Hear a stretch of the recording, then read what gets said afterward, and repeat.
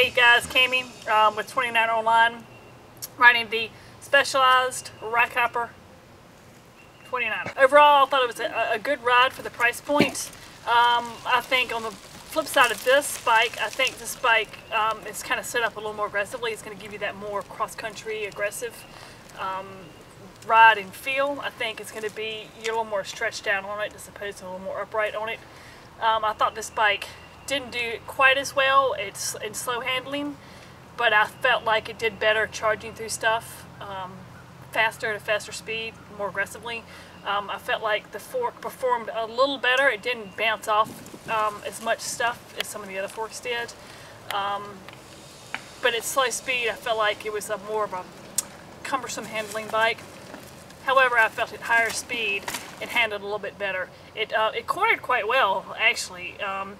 Didn't corner quite as well on really tight switchbacks, but on cornering itself, I thought it was a fun, fast, swoopy corner. I thought it descended fairly well in that regards as well.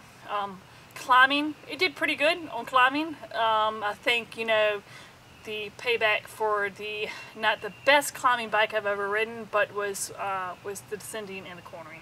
The weakness, I felt like you had to pay a little more attention in tight switchbacks.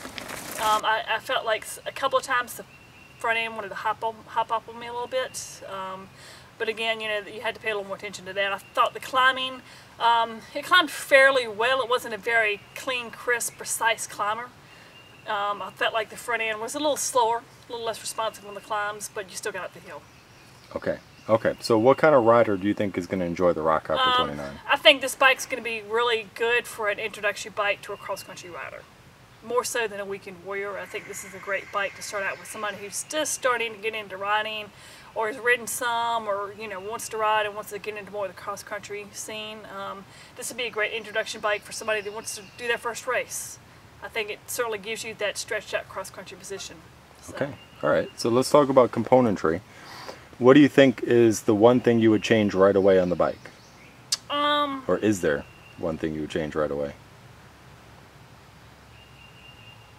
Probably again the fork. You know, and again for me, in all fairness, you know, most of the $900 shoot-up frames we're reviewing or bikes we're reviewing, you know, the forks themselves are set up for a much higher body weight than I am. So, you know, I do have to be fair about that. That's probably the first thing I would change on all the bikes, in all honesty. But I felt like of all the bikes, this one was a little more predictable and a little less deflective on most of the bikes, bumps and roots and whatnot.